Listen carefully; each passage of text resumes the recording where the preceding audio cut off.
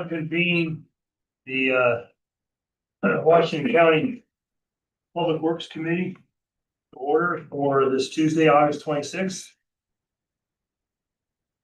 With that, see, we're gonna go through just to prep the whole scenario here. We're gonna finish this meeting. We're gonna open up another meeting, and then we're gonna go into a joint meeting.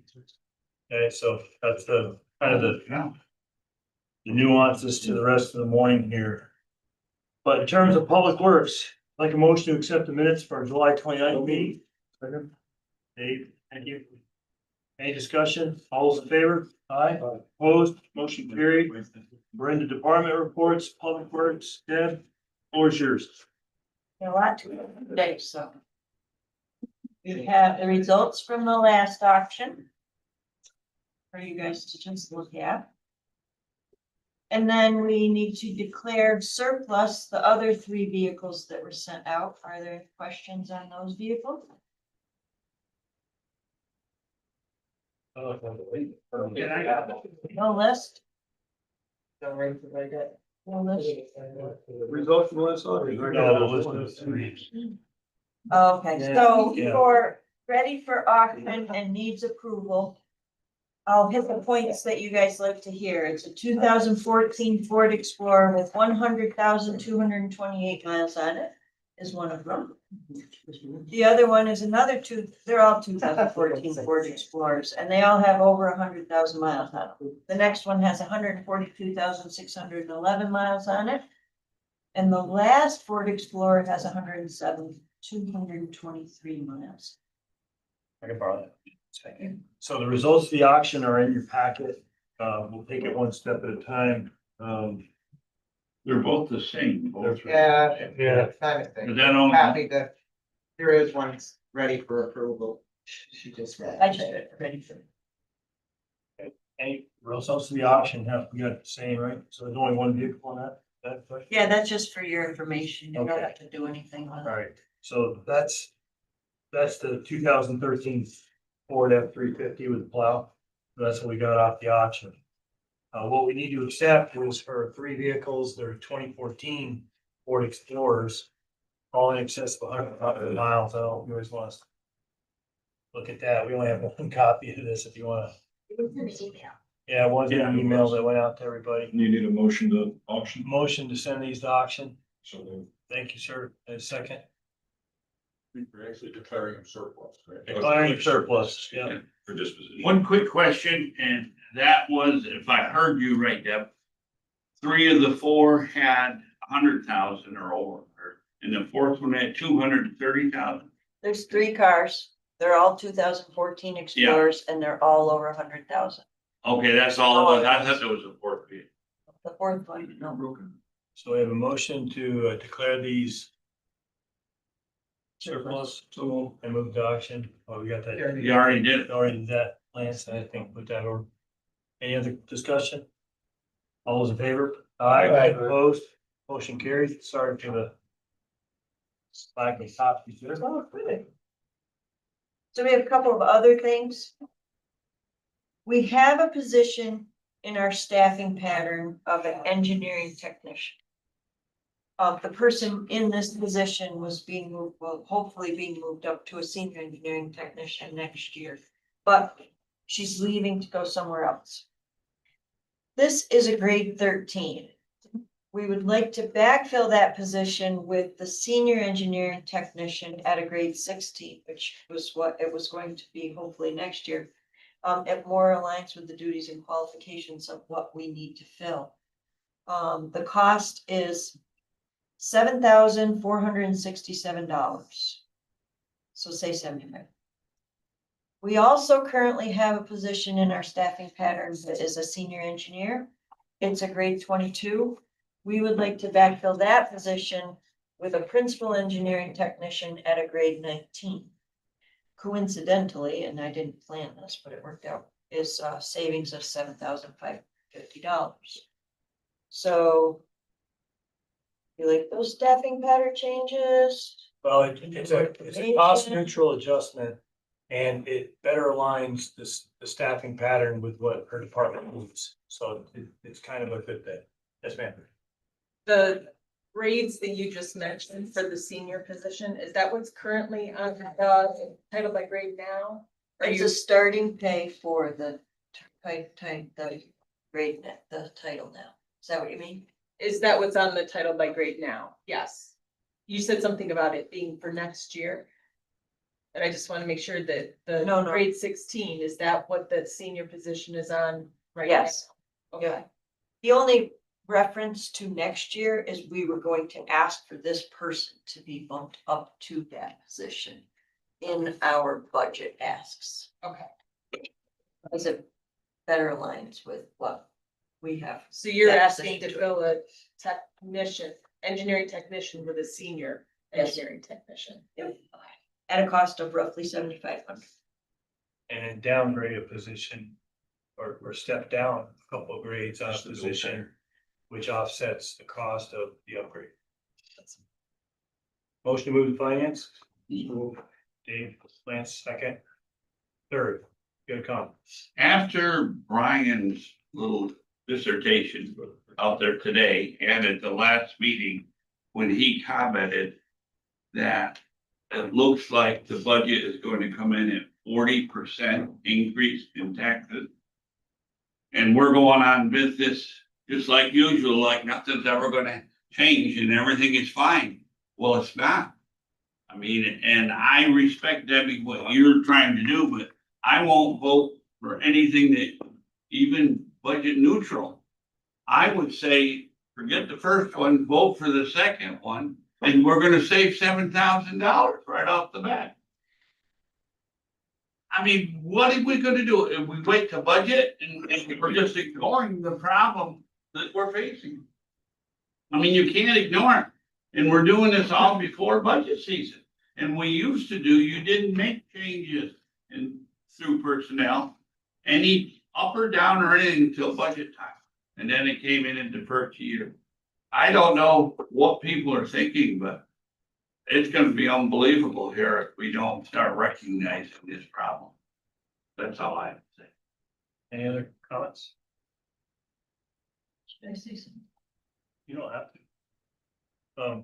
Yes, sir. So I have a question, if we go the route that Dan just talked about, what gets left undone? So that's what I was going to say. Our engineering department, I don't want to say has been recently decimated because that's a pretty strong one. But we do not have a senior engineer and now we're not going to have an engineering technician. This stuff still has to get designed. I'm gonna talk about a red flag on a bridge that wasn't even on our program up next. So that stuff is going to have to be sent out. So our budget for our outside services is gonna have to go and hopefully we can cover what we predict we're going to need. And this is the position that was doing the permits that we hired for the towns to produce them. Thank you for that question. Any other discussion? Yeah, and we talked about with that before this, so the result would be, if we did nothing, you'd have the same cost next year, plus the cost of contracting it out.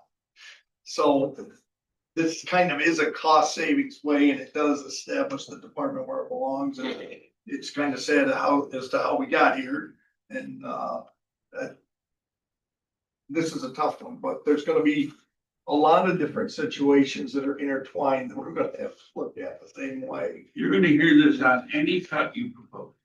That's all. But I want everybody to remember the song, the old song that said, "We will survive." So no matter what you guys do, we will survive. I'm picturing you singing that song. Sue, you think you had? Yeah, that's a question. Any other questions? Deb, on this one? We have a motion, a second, move it to personnel. All in favor? Aye. Move to finance. Okay. Because it's. I need to go to personnel first, then I go to finance. That was, But the motion was paid, I know. Wasn't They don't want to amend it to Would personnel? you like to amend that? Yes, I will amend it and we'll say it's in finance and personnel. So goes to finance first? Personnel first. Okay. I defer to the experts in the process there. Yeah. We send it personnel says it's Sense of finance, right, so, okay, so Motion, we move it out of here. to personnel. There you go. Okay. Any other discussion? All those in favor? Aye. Opposed? Well, one opposed, yeah. One opposed.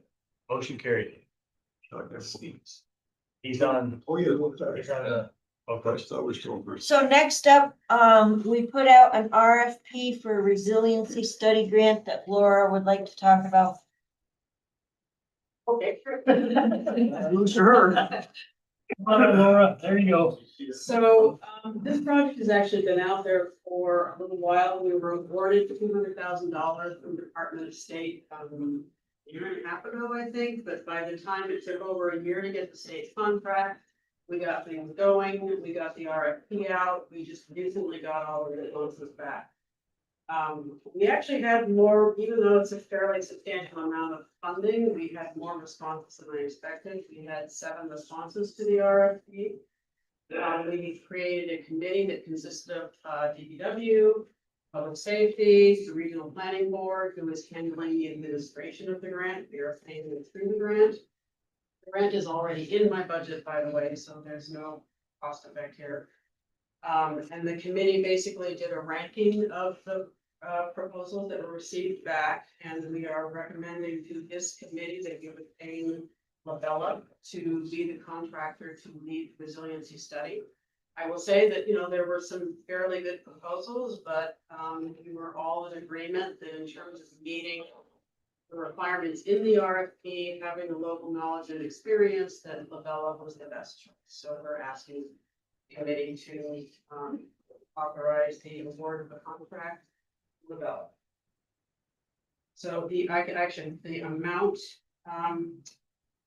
for the contract would be $172,930. The way that the project is budgeted, we have $173,000 in contractual budget.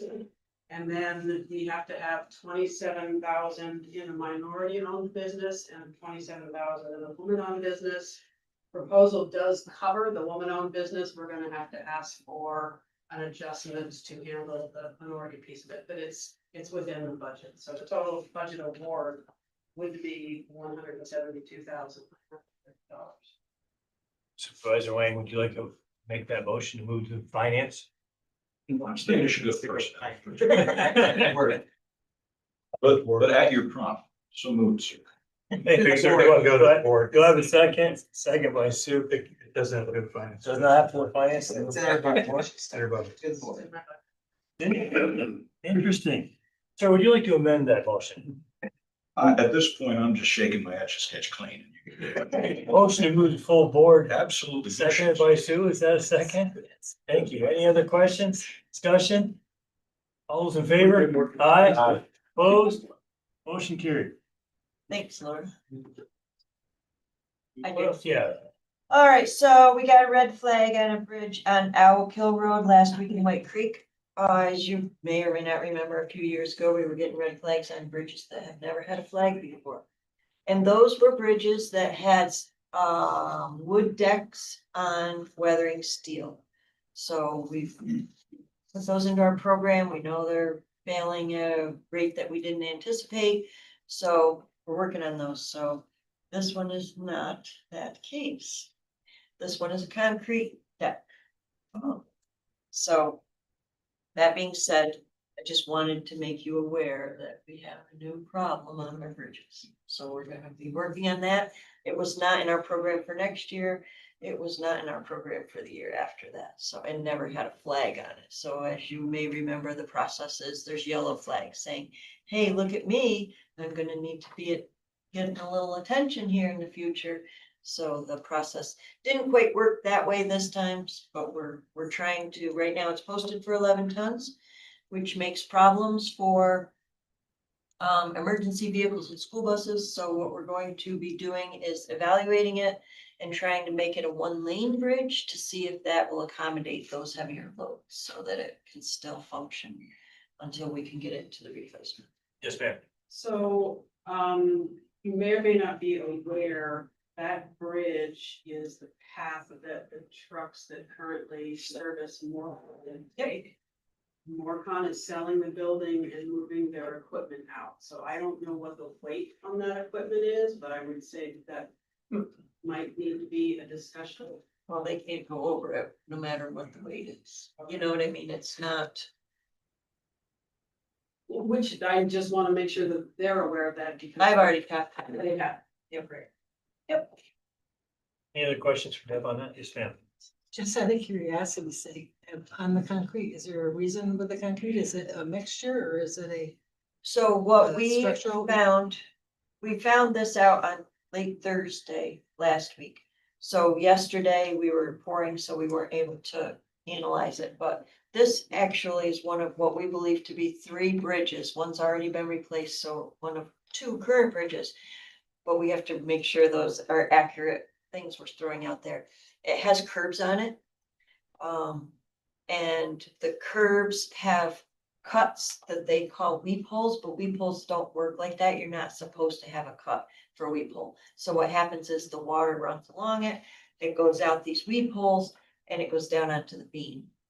A true weep hole would be in place that would carry the water straight down through an enclosed thing until it got past the beam, so it wouldn't affect it. That's more about the erosion on the beam. Yes. Yep. But there are 3 beams that are affected in this case, so we're not quite sure how this, we haven't had time, not having enough in our engineering department. I have to look at it, yeah. Yes, sir. How often are the bridges inspected? Bridges are inspected depending on whether or not they have flags on them, every 2 years. If there are no flags on a bridge, they are inspected by the state DOT every 2 years. If there are any flags on a bridge, well, you can only keep a yellow flag. So if there are yellow flags on a bridge, it is inspected every year. If there's a red flag, there's 2 types of red flags. One gives you 6 weeks to fix it and one gives you 24 hours to fix it. This red flag was a 24-hour fix. We had to put the load posting up. They're red. So. Any other questions? Okay. Anything else? And the last week, those things are. Okay, so, I talked a couple weeks ago about, County Route 31 and the fix on it. So our first paving job this season was on County Route 31.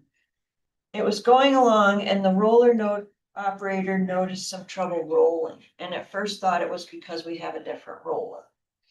He then communicated to the paving crew when he couldn't get it right. And a little bit sooner than when he had talked to them, the paver had noticed what was called a shadow. And they were trying to get the shadow out by pushing a button that changed the slope of the road. The lane, I should say, not the whole road, the lane.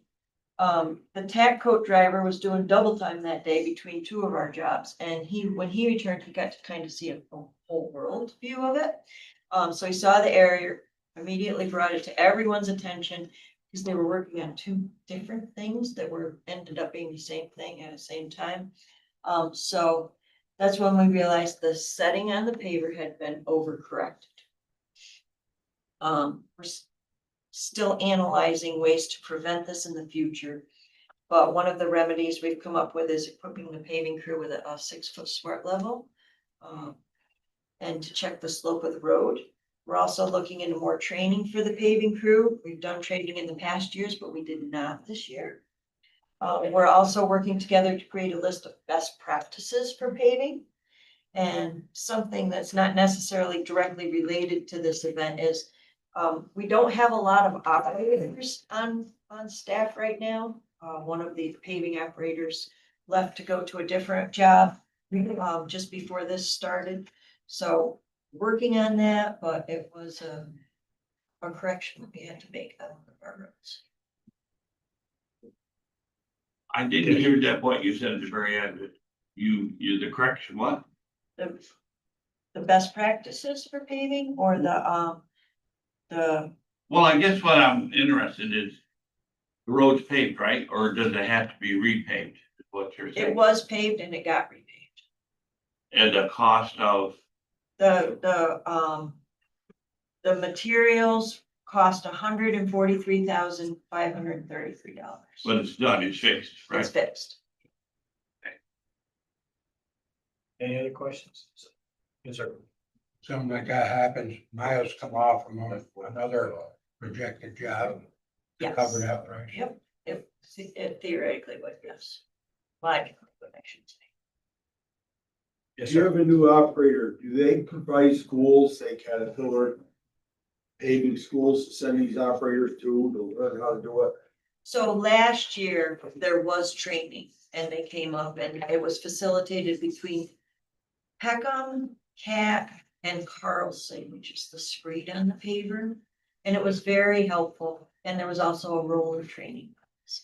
One of the problems that we have is people leave that were trained. And we didn't have a training last year, which we should have had a training. Any other questions? Good. Good. So last week, I went to Albany for a roundtable discussion on salt reduction. So I'm glad that we were able to be funded and that you guys allowed us to reduce salt over the past years, you know, because we're way ahead of the curve on doing this. There are gonna be changes. There was the Committee on Transportation from the Assembly. It was the Committee on Environment for the Assembly and the Committee on Health. So they're trying to get water so that it's not got any salt or not as much salt. We've taken steps towards that. We do a lot of training with that. We are getting our buildings and grounds department involved in that because of the salt that we use in the parking lot as well. And we're all trying to work together to see if we can reduce salt even more. If you can find in your budget to pave the parking lot, that would save a lot of salt. Other than that, that's what we did. So we're really way ahead of the spread. Yeah, We are on the roads. yeah, I will mention if you pay attention to Lake George. And the effort right now is to go around and reaffirm our commitment to salt reduction throughout the Lake George water basin. So if I believe Supervisor Tall will be involved in that. I think obviously Mr. Hall, that for anybody who has terrain that's on Lake George or in the Lake George water basin, you're gonna see that effort come around as well. So there is a lot of effort focused on that. Yes, sir. Was, this started actually up north, the state was putting on salt so heavy that they had people's wells and got sued. That's how this all started initially. Well, Lake George did lead the way because they're trying to save the lake. And they've done a tremendous job. And I think the one thing that'll help everybody reduce is gonna be the price of that salt unless you put something different. Yeah, they talked about the salt contract. The meeting was 4.5 hours long. That bring the price down. So making changes to the salt contract, and things like that.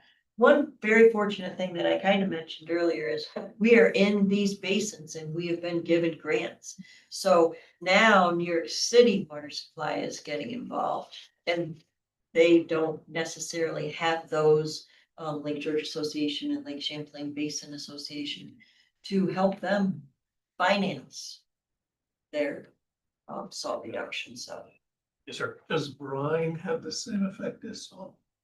brine, it reduces salt and Reduces. yep, so brine is one of the key best practices, so to speak, in reducing salt.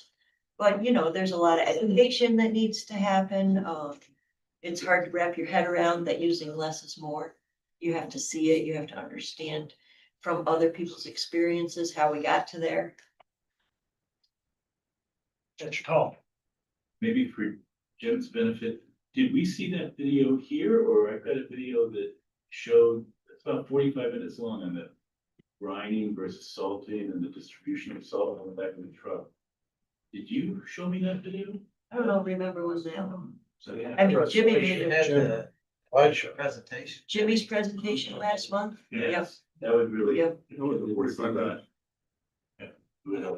There are some videos out Yeah, there that was though, it last if you wanna Google. Well, thank you for the update on salt. Anything else? Not for me. Any You guys? questions for our director? Great. Thank you. All right. Any other business for public works? Hearing none, I declare this public works meeting adjourned for month of August. With that, we're gonna move directly into, I believe it's moving directly into, we're gonna move directly into public safety. Number crew. Yes. And if you're on personnel, you can come to the table too, just to. So that I'd like to declare, I am, I'd like to call to order our Public Safety Committee for this August 26th. Yeah, everybody on the table here.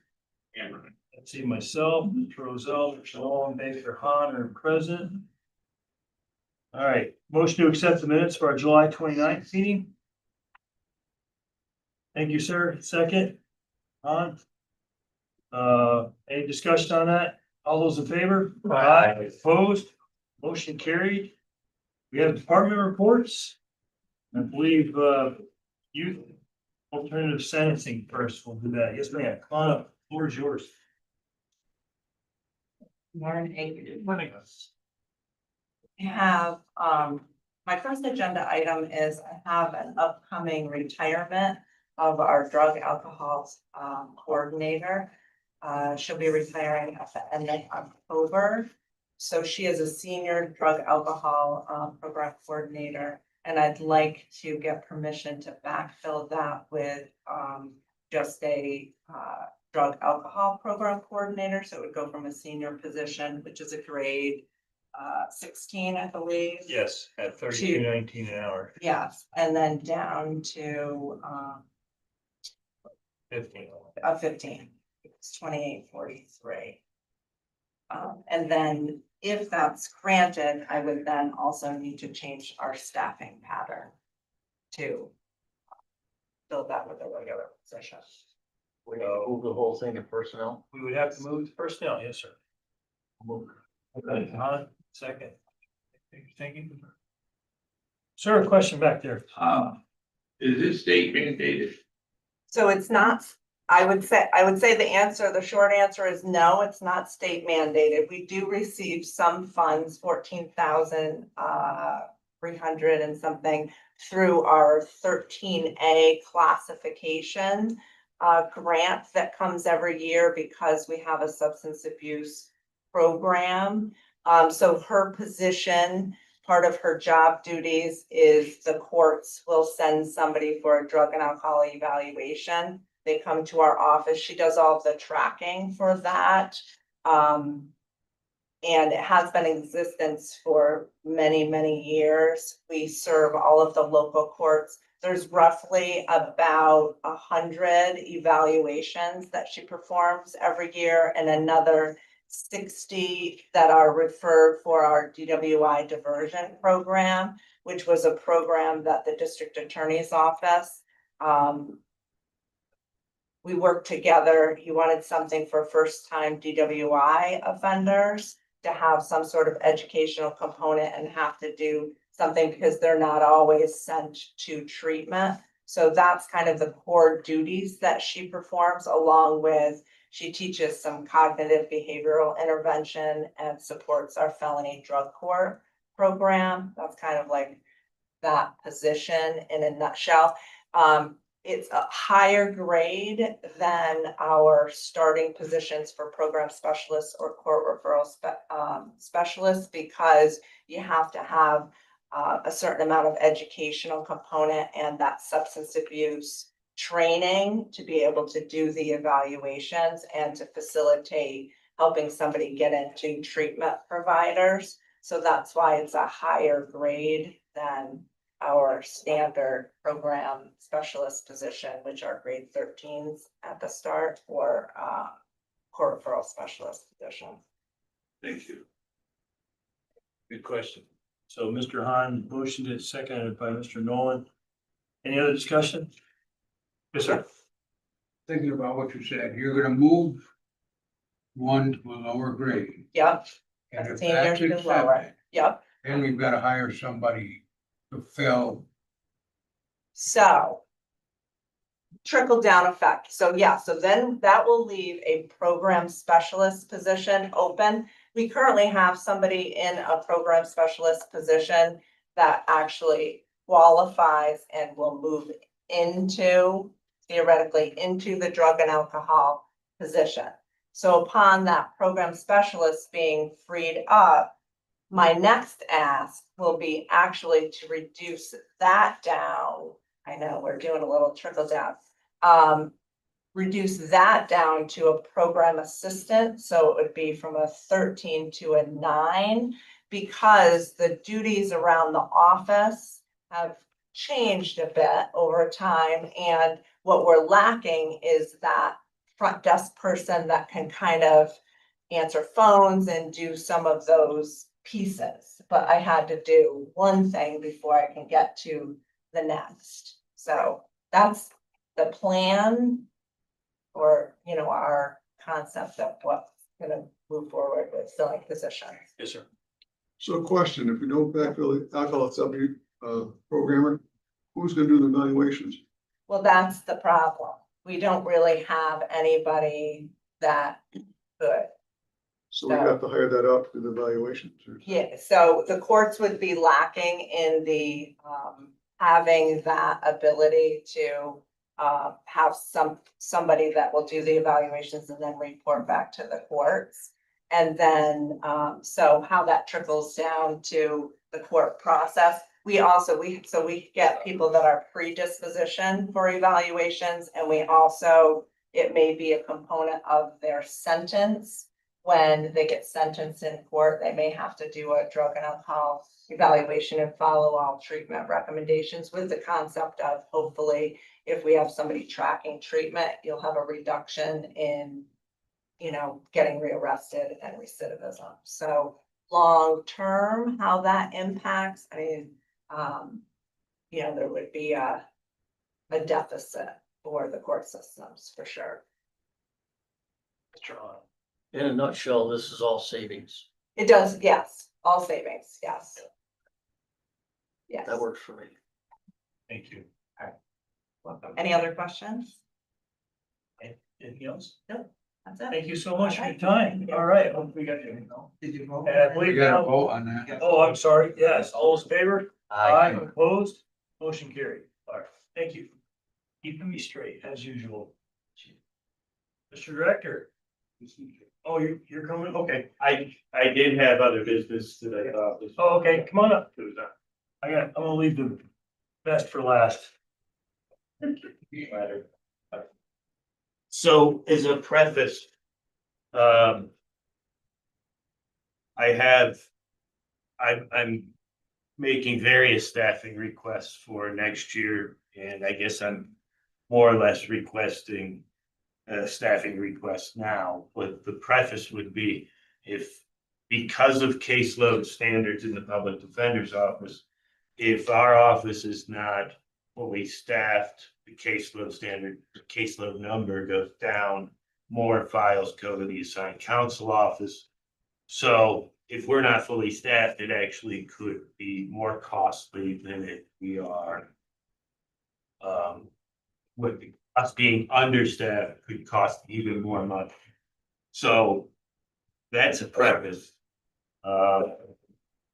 Second point is there is funding ILS is trying to give us this year, in the 2025 cycle and next year, as far as an additional 80,000 for salaries, I believe.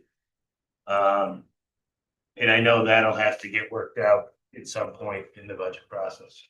What I'm looking for, I guess would be my request now, is to create the position of paid legal intern.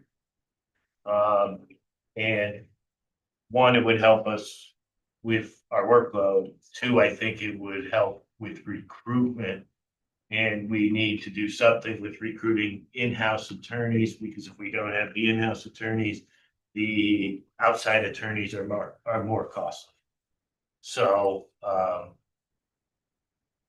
right now, the request would be to create a paid legal intern. I do believe through reallocation of funding that this could be funded.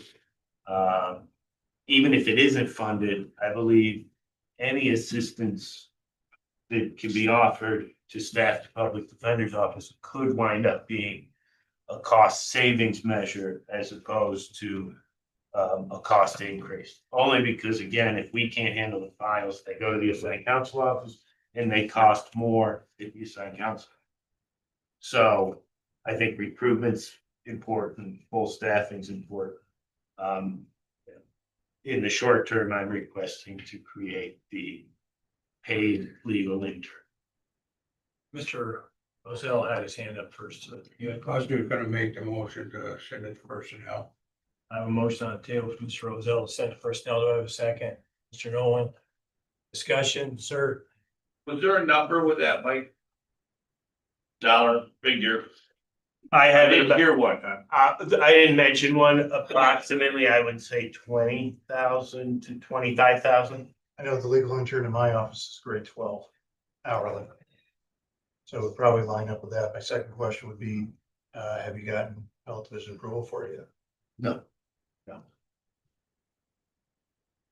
But I don't, just a concept, I didn't know which step. Did you get a health division approval Yeah. before you went to personnel? Yes. Okay, Is that till the? so end then of the I year, can or is that- withdraw the request to proceed. Well, I mean, I think you can go on parallel tracks. It's just the other issue is the intern's got to be supervised by an attorney at all times. Right, that I was aware of. Okay, go with Mr. Hahn and back to you, sir.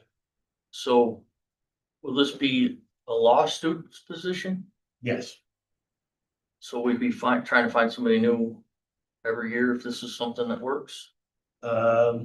or a few years possibly, because I believe it could be a second year law student who might be able to stick around for 2 years.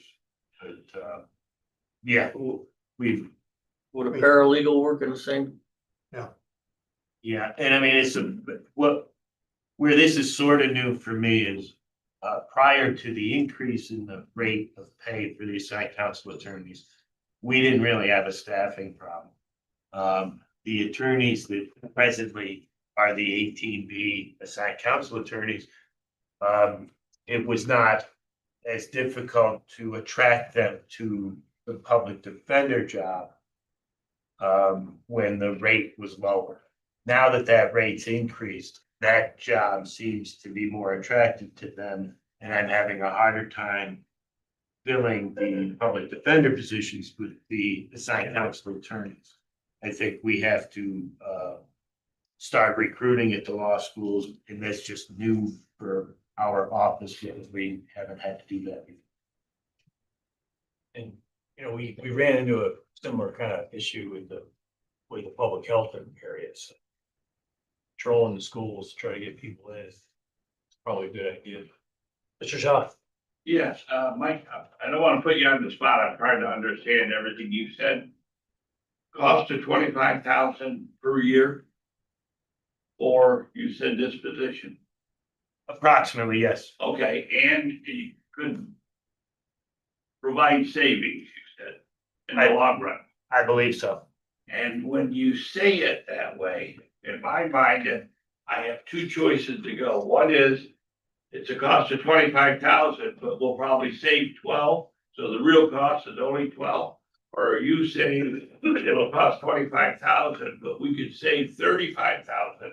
So it'd be a net gain of 10,000. Which way are you going? I can't speculate on the amount of savings. All I can say, if our caseload is not maintained where it should be, it dramatically reduces the number of files we can handle. And it increases the number of files that go to the assigned counsel office. And I think we're seeing that's a lot more costly than having full staff. Okay. And I don't have full staff right now. And we are actively recruiting. But I believe in the short term, what could help and save is, and help with recruitment of new attorneys would be the paid law school intern. Thank you, Mr. Allen. So the 25,000, is that our cost? Does the 80,000 you talked about a little while ago, does that play into this? I think it does. We, like this year, and I mean, going forward, I can't say. Right now, there's additional funding ILS wants to give to the county, wants to amend the contract and add money to the contract. We haven't determined where that's being allocated. And going forward, and I am trying to address this as much as I can and whenever I can. There's money that we receive in contract from ILS. It gets allocated to a specific purpose. It doesn't get spent. We never really realize it. And I believe there's funding available to us that can be allocated to pay for this internship. And that this internship would be more valuable to us than wherever that funding is allocated. And I can see that, but So what would the total position cost? Like, are we looking at a $50,000 a year salary, or we're looking at no, 20,000 to 25,000. so this is just a in pay. part-time? It's usually a part-time position because the person's usually in school, so they're not gonna be able to. You know, the way my program set up, it's generally during the summer, so they get 40 hours a week during the summer, but then when school starts, generally speaking, they're not working during that period of time. Mike's might be a little different because if the person's working while they're in school, they're still gonna be going to school. So they're not gonna be available, say 9 to 5 or whatever the case may be. But if I could just interrupt for a second, they may be available to go to White Creek Town Court at 6 PM on a Thursday night. So, and if there's a practice order from the appellate division, they may be able to go. Yeah, it's, there's not practice orders anymore. They basically, you give them a program and they approve it, as long as you do the supervision. Yeah, so it's not like the old days where you had a practice order, the person can technically practice by themselves. They have to be supervised all the time. They're actually getting college credit out of this too, part of it. It depends on the program. You can either get paid or you can get the college credit. I don't think you can get, most schools aren't letting you do both. But the options out there to explore, yeah. Certainly create a learning ground for new lawyers.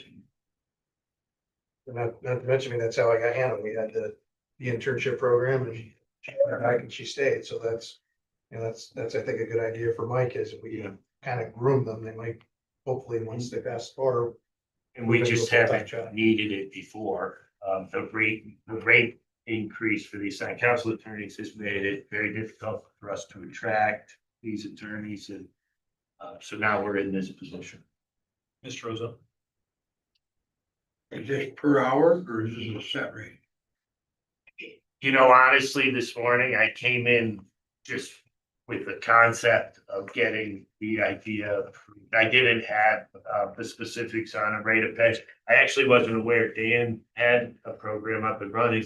I could talk to Dan and come back with this request. I'll pay for my program. It's a grade, the insurance considered a grade 12. And Salary. yeah, hourly. Hourly. Okay, so like if you were saying, if he went to White Creek Town Court, 3 hours Wednesday night, it wouldn't be an 8-hour day if he get paid for 3 hours. Wednesday night. Right. Maybe there's some prep time in there though. Yeah, well, I know, but it's, Yep. No, it's not. I didn't have it in my mind as a full-time job at all. So we got a motion to take it to personnel. Mike's got some information to kind of develop. He's got to get some approvals before it gets to personnel. So we still okay with sending it to personnel as a concept? Allow them to develop the idea before it hits the table at personnel? Yeah, just pull it if it doesn't work well. Yeah, okay. All those in favor? Aye. Opposed? Motion carried. I do just want to make that one other point, which is, again, I'm actively recruiting, but, because of that caseload standard, if we're not fully staffed, it could be more costly than just making sure we're fully staffed. Yes. Yeah, I got a question with the extra hills funding, is it? Lack of better terms, and because one of the issues we've been having is I think the hole in the assigned council budget is created more by family court, I think, than criminal court, I think. Yes. And I think, isn't the L's funding generally limited to the criminal representation? I mean, I know the caseload standards kind of cover both, but I think that's where a lot of people are having problems. We're getting all this funding, but we're extra salaries, but it's not necessarily going towards the problem we need to fix. Correct, and actually that brings up a good point. I mean, it might be cost savings measure for the county, regardless of whether the position is paid or not, to hire an additional family court attorney, because family court is where we're getting buried and where assigned counsel attorneys can spend months really. Cleaning up. Yeah. Mr. Shaw, please, I'm sorry. Yeah, Mike, if you hire or approve you hiring the intern, do you then meet caseload standards for all your requirements? No. I believe they might adjust it, but what would make us meet caseload would having the 2 vacant attorney positions filled. And have this, No, the interim is actually just to help and Okay. recruitment, and I do believe it should have some impact on caseload, but it's not going to fill the caseload. Okay, thank you. I think the only way we really get the caseload back to full is get the 2 vacant attorneys full. One of the things, Dan, that the intern can do is Mike's office has, paperwork, discovery requests and things to do of that nature. That's something the intern can do that, somebody can take a few minutes to supervise. And that frees the attorney up to handle more of the court work. Mr. I have a question. Is there a cliff we're gonna hit if we don't fill these 2 positions where they're not going to allow us to take on? Then just whatever we can take. And what we can't take goes outside. Well, that's a difficult question.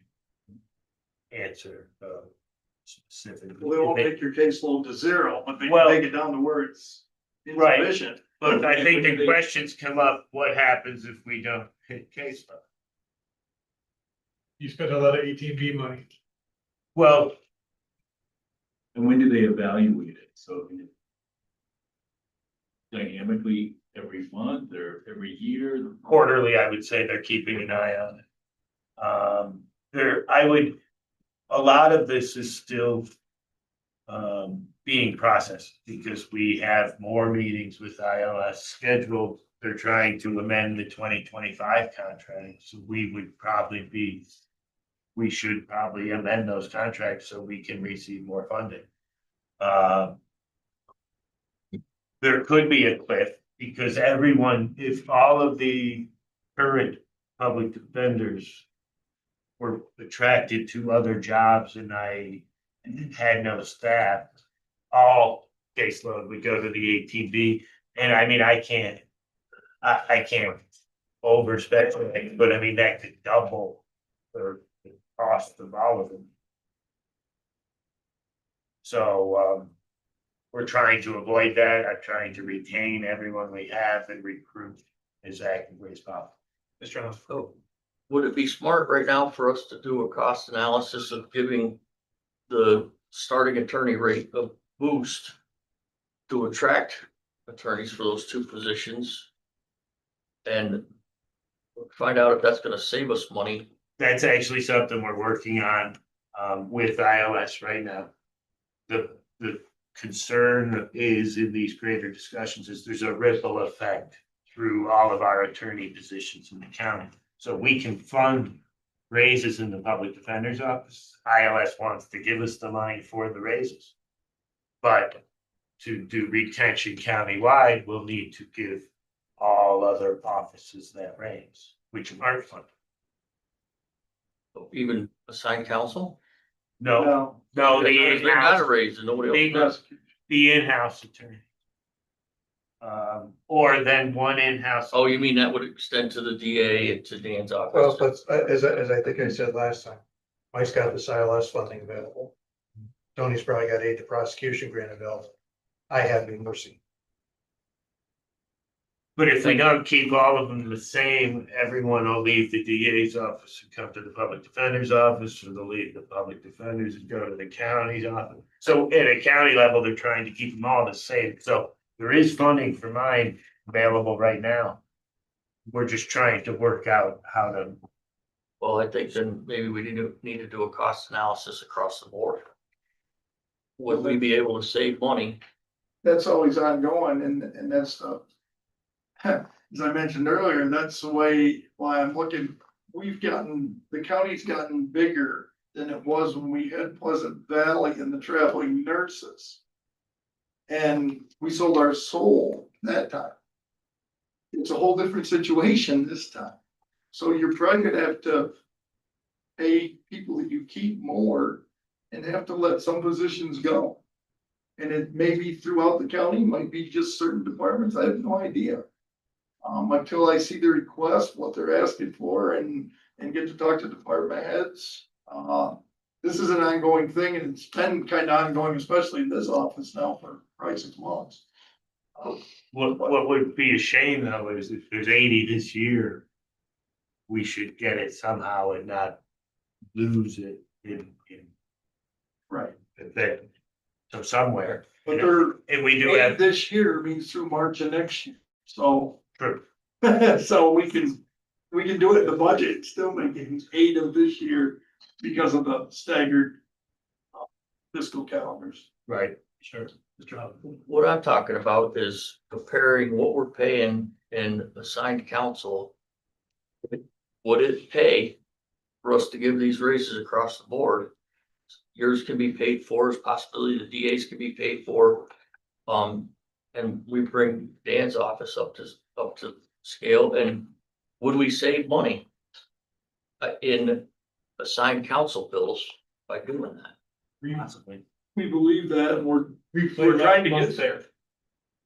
Replay last month's committee meeting. Yeah. I asked that question. We did a little back of the envelope number. If you put $10,000 to all the attorneys throughout the county, it may still be cheaper than the $750,000 we had to add to the ATP. And Mike and I can't prove it, Mr. Hunt, but I have a really true gut feeling that if you could recruit enough attorneys in-house. Now, a conflict is a conflict is a conflict, is where the wrinkle comes. So that I can't prove it. Or the other extreme, get rid of all of them. Yeah, Yeah, so there's, because then you don't have a space issue, you don't have hiring issues. You Fringe. just pay right straight out. when you're paying $158 an hour to do that. And it's a $300,000 a year job instead of our price plus fringe. And you're always gonna have at least 1 man year in our caseload. It looks like that 1 man year has to go outside. Right? No matter 1 what. man years is 2,000 hours, which is, so 2,000 hours is supposed to work. 2080, yeah. At 100, yeah, around now. I round up. Yeah, because you run out of money. No. Yeah, so $300,000, what the hourly rate is for the outside guys on an annual basis. And what are their salaries now? 83 is the base. I can't believe you can get anybody at that price. Can't. That's That's really, the problem. that's We really know. interesting problem. It's serious. Yeah. I think this is something we need to seriously consider and look into, because, I mean, if we don't do anything, then it's more of the same. Right. If we got at least take a shot at something better, something where savings can come. This isn't unique to Washington County, it's all over. That's what he's saying, the state's looking at it holistically as well, the balance, so. And we Which can't helps. compete with the bonuses being offered to kids come out of high school, or out of law school. We can't compete with the bonuses. All we can do is try to recruit them and say this is a good place to work. Do that through this internship. Yes, Mr. Treasurer. And I'd be remiss if I didn't invoke my inner Roger Wicks and remind you the assigned counsel is actually the state's job that they push down to us. The state is actually supposed to run your assigned counsel. Just a reminder. So it became mandated. Push down to us. Roger used to bring that, Roger used to try to remind everybody, so I want to invoke my inner Rogers. It's actually the state's job to provide the assigned counsel.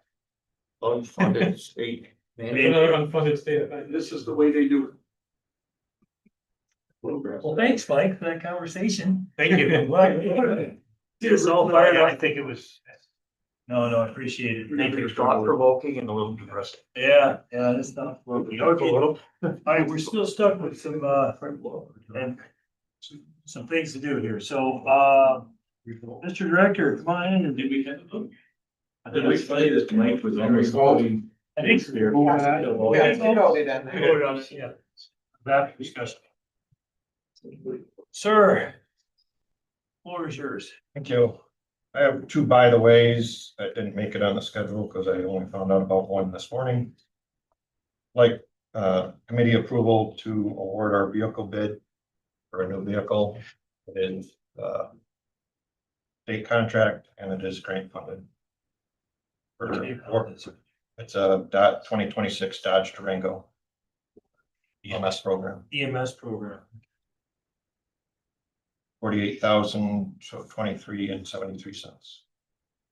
Did you move that to finance any? No, just the committee because it's. No, it's 50.